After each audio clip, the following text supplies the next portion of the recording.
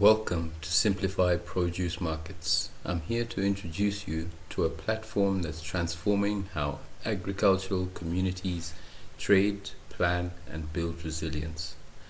Whether you're a farmer looking to get better prices for your produce, a trader seeking reliable supply, or an analyst tracking market intelligence, this system is designed to help you make better decisions and build stronger relationships.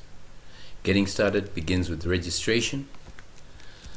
You'll specify your name, provide an email address that we can reach you at,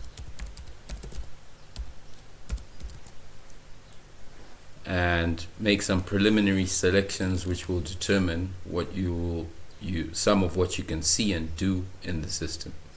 The category refers to your main area of interest at the beginning. So if you're looking to trade, for instance, cows and pigs, bovine and swine livestock is the choice to make. Select your territory. Although there's a lot of territory supported, currently you'll find that there's an indication as to whether that territory is live or not. Your currency typically coincides with your territory.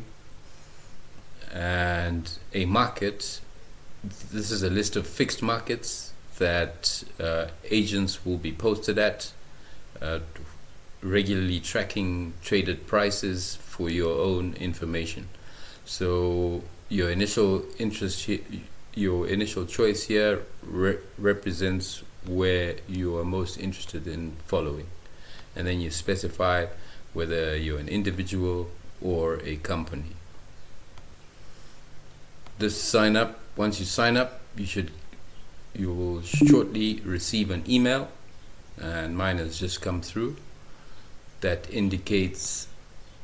provides you a link to set your password and gives you some basic information about what you can do within the system.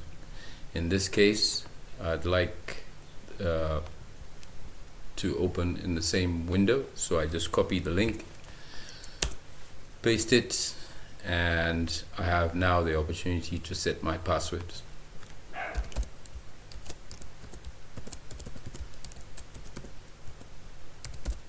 Try and select a fairly strong password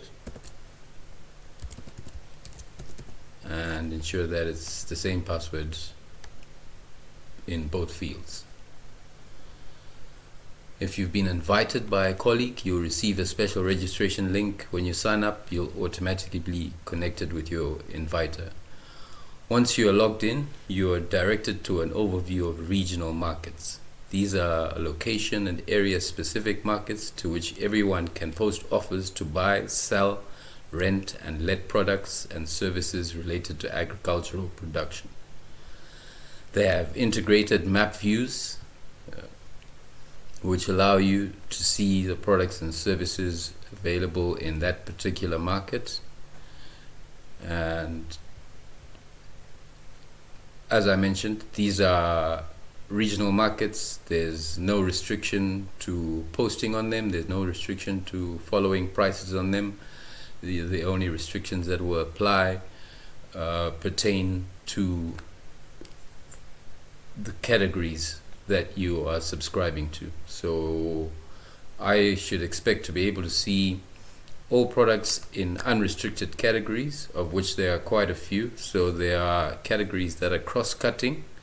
For instance, infrastructure, energy, land, resources, labor, logistics and transport services. These are universal needs, so they don't need any kind of subscription to access prices within there, although you'll be accessing prices in line with your subscribed categories. The system gives you ready access to what matters to you: recent price offers, your connections, market updates, and pending activities among those. So I think this would be a good time to understand the layout of the system. At the top left is the app switcher. and this allows you to switch between the module that we're in now, which is produce markets, and all the various options that are within them.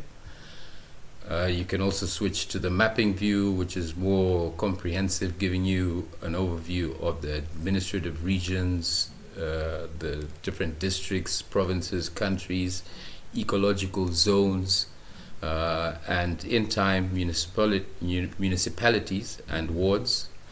And all the information that is related to that. Within the screen, you'll notice at the top right here is a menu option, and this is where you can access, you see everything that you can access within the system. Some of it is informational, right? So this is, some of it is back-end information that you can't modify, but it's good to understand how the system is working. You can access those typically under the technical menu. The community allows for collaboration, as we will see a little bit later on, and operations mainly concerns farmers at this stage, because you are able to set up production operations in given areas, and the system will provide you recommendations and guides on how to produce that based on the best practice templates that we maintain within the system. It's also important to understand how you can search for information. So wherever you see this magnifying glass icon, that indicates that you can search. In my case, perhaps I want to just focus on markets in Lusaka district. Then I see that Lusaka has listed within there a pickup market, delivery market, import market, and export market. It's important to note that the export market really has no restriction as long as import and export. As long as you are looking to do any of those things, you can post a price within there, within your allowed categories or the general unrestricted categories. Within the search bar, besides filtering for specific fields, you can also group information by different parameters. There's some quick grouping options, but you can also group by any fields that is available within the particular data set that you are perusing. Let's have a look at what grouping by province does.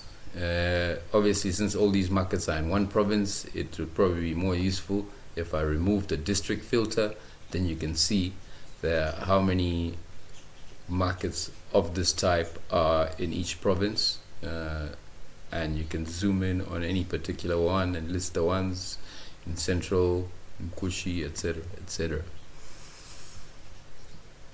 And in terms of navigation, I think one of the most important starting points should be actually your account information, right? So this is where you can change your preferences in terms of what you follow, right?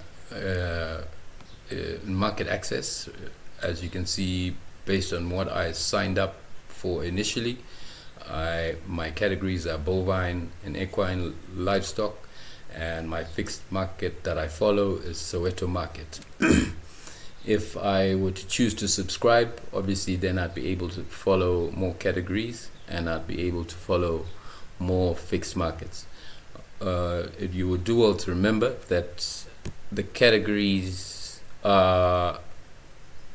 that you can subscribe to are agriculturally focused, right? So it's like almost like a vertical industry.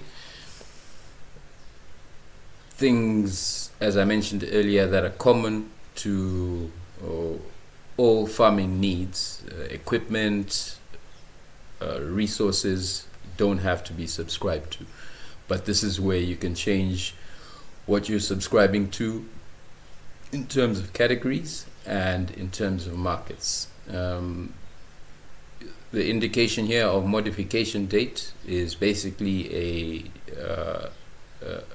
a security feature to ensure that we don't change categories too often. So take care to ensure that once you select categories to follow or fixed markets to follow, you won't be able to change them effectively for a month.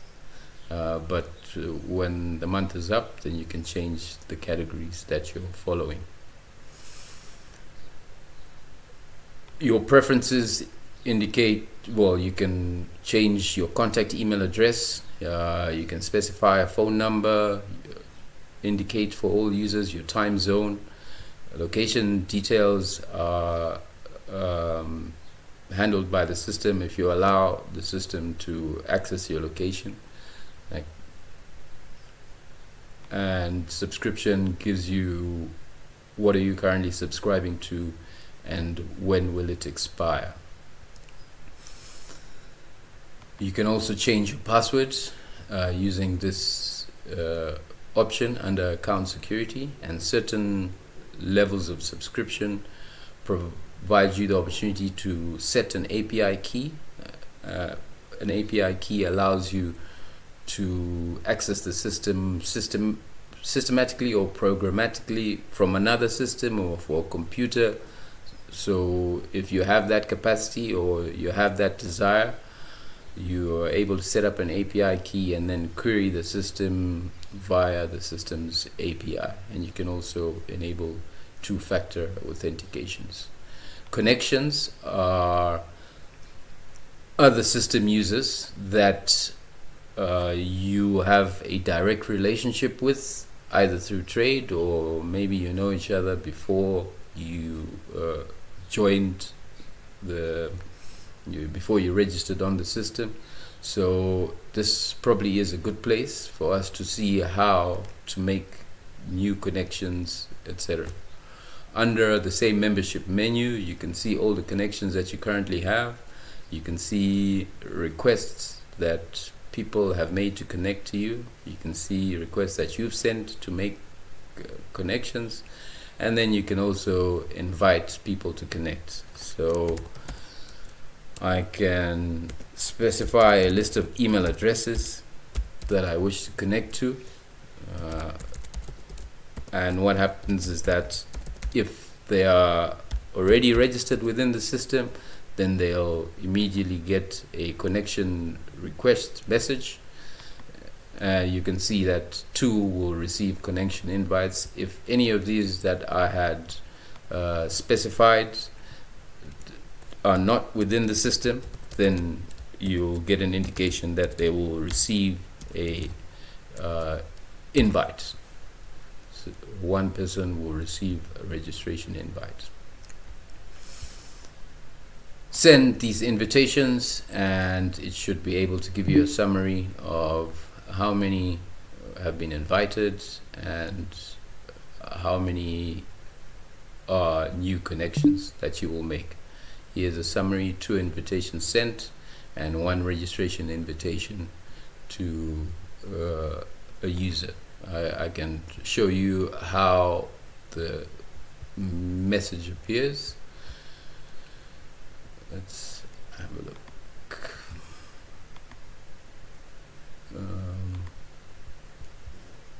Okay, I have a connection request. You can see some details. Someone wants to connect with me, etc. There's different ways that the request comes in. You can, when you're done inviting people, we obviously wait for their requests, but I should be able to see those records within my sent requests. So there we go. There are 2 people who are pending approval of my connection request, and when we connect, there are particular things that we'll be able to do, which currently at the moment are around trading and price setting, and so perhaps we can have a look at that. One of the key functions, the core offers of the system, is that we're trying to facilitate effective trades while promoting clarity of communication. So as I mentioned before, markets are trading venues where people do business. We have fixed markets that are subscribed to, the aim being that we have agents of these markets who are not only tracking prices that are occurring in those markets on a day-to-day basis, but they are also carrying out calibration tasks, right? So what is a meda in kilograms, for instance?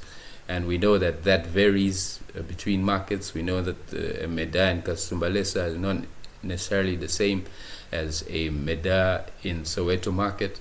So for planning purposes, knowing what a meda translates to in kgs and knowing what the price per meda is helps you plan better. But in terms of pricing, as I mentioned, you can offer to sell something, you can offer to purchase something, you can offer to let something or to rent something. Typically, a transacted price only occurs once a trade is successful. I must note here that because every price must come either with a location or an area, in order to give everyone all the information that they need to make a purchase or sale decision. Every price is expected to come with a location and area, and more critically, when for certain types of offers, you will see that there are specification requirements. So you notice that here we've got already, as soon as I selected land, the compliance status is non-compliant, and if you want to look at why that may be, we go to our specifications and we see that in order to sell land, right, I need to specify these things. And you can see that obviously the requirements change if I'm buying, right? If I'm buying, perhaps it's likely that I don't really know or what's available, so there are no specification requirements associated with that. But the specification requirements are driven by, as I mentioned, products, sometimes product classes and categories, that kind of thing. But if I return, I'd like to switch between different types of items to sell, just to give you an indication of what the different specification requirements are. So now if I look at transport, I have mainly 3 different categories. So for general haulage, you will see that the specification requirements are slightly different and extensive, as it were, right? What's listed here is what is required. There are obviously other options, and one of the things that we've done to make it easier for you to specify things is that there are presets that are available for you to choose and apply to a given price based on what the product is. At this stage, for most things, because I'm not registered, I can't sell things that have a custom location or custom area, which is most things. But some of the things I can sell at this point are things that can be sold at a specific point, and then I can choose to sell them at an existing market, right? In that way, I don't have to subscribe to be able to add a location or add an area to my specific account. So I can choose to sell compound S fertilizer. Once I select that, obviously it has different specification requirements, but I must definitely specify how many how much of it am I selling. The units of measure are different based on what you're selling, and in some cases there are custom units of measure, so you can, instead of selling in kgs, you can sell in a sack. And then the calibration activities that people are carrying out on a daily basis are what will inform us how many kgs are likely to be in that sack. Because this is fertilizer, typically I think some of them come in 25 kg bags, for instance. So if I'm selling 500 kgs, then that translates to roughly about 20 sacks, and I specify a minimum quantity in alignment with my packaging unit, which is 25 kg, right? So someone can't, when they see this offer, can't offer to buy 1 kg.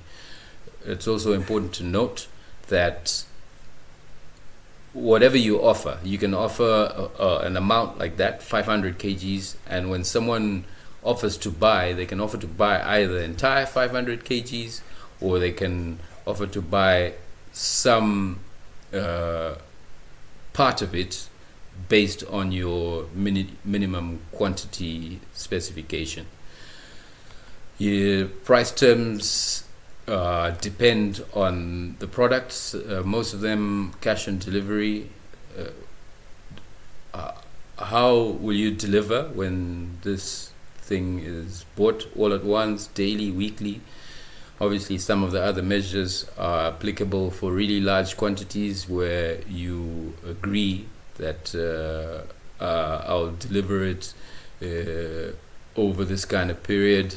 And then obviously you've got to say that I can deliver 50 kgs at a time, and I require 2 days advance notice, for instance. So I haven't specified a price per kg. Not sure what would be appropriate, but yeah, 25 kg or 25 kwacha per kg, for instance, is an example. I'm not sure what the current prices are and what they will be when the Iran war is said and done. But basically, once you create an offer, it will be visible to everyone who, in this case, because it's compound S fertilizer and it's cross-cutting, it'll basically be visible to everyone. If it was a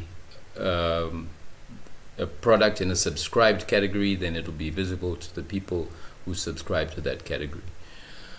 I don't particularly want to save this record, so this might be a good time to show you how to either save.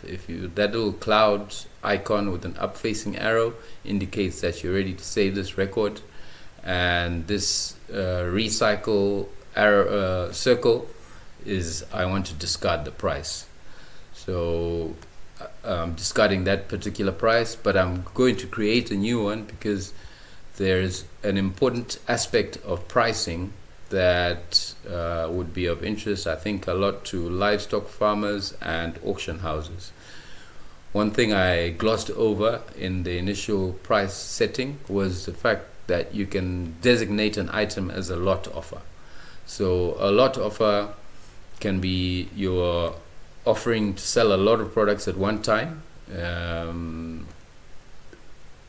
either individually or as a lot. Or you can also offer to buy a lot of products at one time. So this is useful in scenarios where you are trying to issue a tender, right? So you can specify all the different things you require, and people can either tender on the whole lot or tender on one specific thing, one or more specific things within that lot. You'll see that the need to specify requirements is no longer there, but there is still a need to specify like a price, right? So this price would indicate what someone should pay if they are taking everything that you are now going to list within the lot, to say this comprises a male cow, a female cow, 4 calves, and stuff like that. The pricing of the lot indicates the minimum price someone has to meet to buy everything in the lot. And then obviously you can then also set a minimum price for each of the items within the lot. So for instance, if I'm looking to sell 6 cattle for 70,000 and I want to ensure that they all go for 70,000, then I'm going to set 70,000 as my price here, and then for each of the lot details, it might serve me to say each one of them is 70,000, right? So that will ensure that whoever bids even on one item 70,000 gets the whole lot effectively. But obviously if you have a difference, if you set your lot price at 200,000 for instance, and then the individual items at 10,000, 5,000, then people can bid a low or offer a lower price for a specific item, and you can accept that offer. And if that offer is accepted, then this price that you indicated for the whole lot is no longer valid. Because obviously something within the lot is gone. That's a brief look at setting prices and navigating the system. At this point, I think it's important to say that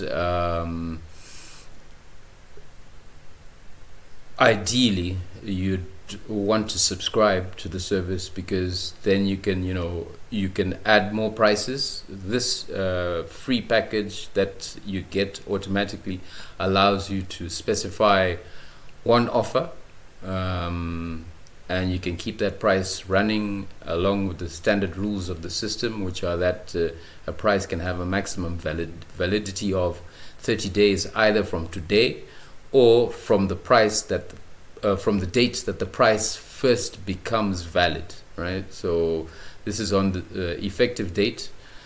We allow you to set an effective date either in the past or in the future, but future is more logical because this typically aligns with harvest practices, right? You have some confidence that you're going to harvest 100 tons.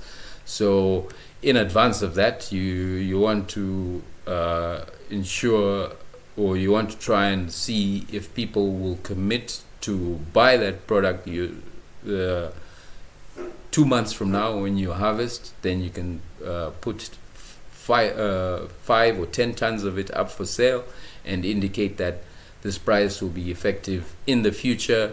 And then obviously the expiry date of whatever price you set can not be more than 30 days from the start, from the effective date of that price. So that's a quick look at setting prices. There's probably things that I've missed, but I think in terms of getting you started for price setting, that's quite sufficient, I think, for a start. But one thing I did want to look at, and we didn't look at it in any detail, is setting your delivery locations or property boundaries, for instance. Like I said, on a free account, you won't be able to actually save any new locations or save any new areas, but it's worth looking at how you go about doing that.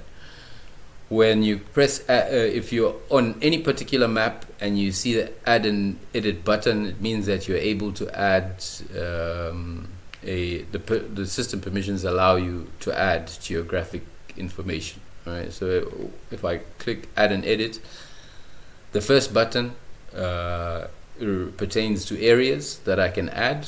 The second button is circles, and the third button is points.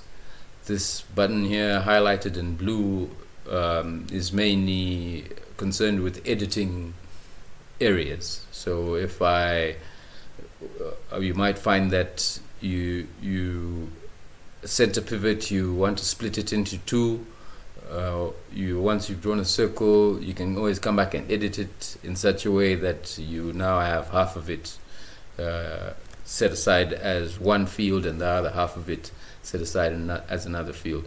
But just to indicate to you how you go about adding, we won't be able to save this record, but once you click a feature to add, it will switch to satellite view and come to the maximum zoom extent possible to allow you to add. In this case, I'm adding a polygon shape, perhaps to indicate the boundary of my farm.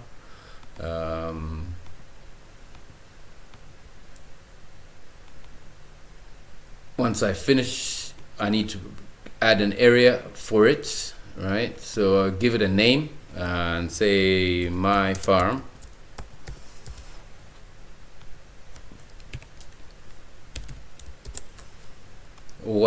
It's a property. Users typically can only add properties. We can't add countries, etc. And the access level is important because anything that's private access is not visible to other users. So that means it can't be used in setting a price. So if it's an area, you can't sell an area that's designated private access. You can initially create an area with private access and use it like in that way as long as possible, and then if at some point you choose now to sell it, then you either have to say it's restricted or public access to indicate that others can access information about this, as well as obviously it ties in with the fact that whether physically people can just come in without any restriction, or there is some kind of restriction, or people are not allowed to come in at all. So that physical description of areas and locations translates into what we have in the system. Like I mentioned, because this is a free account, I won't be able to save this. You can see the notification I get: your free access allows maximum, you have already reached this limit, etc. So I'm going to discard this records here and here as well. We come back to where we were, but the same thing would apply if I was adding a point, right? But a point, the only major difference with a point is that I can choose an existing area or a new point. When I'm creating here, whether it's a point or an area, I'm actually creating a geographic record, right? So a point that we can calculate distance to, an area that we can calculate the perimeter and area of, that kind of thing. So this is the basic guide to getting started with SimplyFi Produce Markets. We have also several ways of supporting you within our collaboration groups. So this is something that I didn't touch on at any length, but we will touch on in future videos. But within our collaboration groups, there are sections where you can access support, but typically this is for paid users, right? Access support, share information amongst yourselves, etc. So given that I've mentioned a lot about the necessity of payment to do more meaningful things within the system, I think it's appropriate that we show you how to actually make a payment. It's all online, but we don't involve ourselves in payment mechanisms at this stage. I think there are more than enough ways to pay, and there are already a lot of charges associated with that we don't intend to be adding to your burden in that regard, as far as payment is concerned. So you'll find that we won't be asking you for a commission on the trades that you do. In fact, the system is oriented in such a way that we expect that once someone has made an offer and you find it agreeable, you'll contact each other and confirm the particulars of payments between yourselves, and the particulars of delivery according to the details that you've agreed within the offer. In future videos, we'll delve into more depth into how, once you have put in your offer, others can negotiate or counter offer. Negotiation, the main difference is that with a counter offer, you can the person who's countering can actually change the parameters of the specification that you've put there, right? So if you've specified a certain quality, they can counter and say, "Oh, I don't need that quality. I want it like this," and then they put in a price that's commensurate with that. And obviously, you as the initiator of the transaction, you have the opportunity to reject offers out of hand and to accept offers. But like I said, our expectation is that payment transactions will happen offline at this stage, and as well as the particulars of delivery. Although in terms of delivery, as you have seen, you can actually then procure transport or general haulage services within the system to fulfill something that you've agreed with the counterparty. But the payment that we support within the system is purely to do with the subscription that you have. So there's farmer-based subscriptions, and there's trader-based subscriptions. So these are information brokers, etc., are back-end subscriptions. You can't really subscribe to them. They are used by agents in the markets to ensure that they are correctly recording prices as they see them. They're correctly recording calibration findings as they go. So you'll see whenever you select a subscription, like there's Growing Farmer, it'll give you a summary and say, okay, you're allowed to post 20 offers, 10 categories, and access 5 fixed markets, and you can add 5 areas and 3 locations. And then when you choose a payment method, it'll give you how to pay. You can either, at this point in this territory, you can use Airtel Money, or you can use a bank transfer, and the details of how to pay by either way will be provided there for you to see. So the idea being that with this form, once you make the payment, then you upload some document that supports proof of payment document, and you save that, and we will get notification of that, act on it, confirm with our records, and activate the subscription that you've chosen. Thank you very much for the time that you've taken to listen to this. I hope it gives you some confidence about what the system can do for you. We're more than willing to hear from you.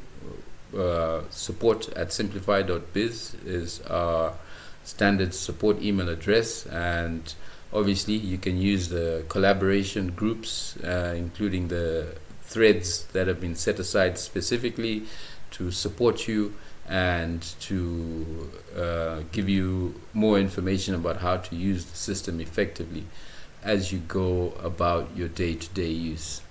So I think you now have the essentials, connections, markets, offers, auctions, to begin using the system effectively, and you're ready to start building your network and conducting business. Our team is here to help. Whether you need assistance with the platform or advice on best practices, don't hesitate to reach out.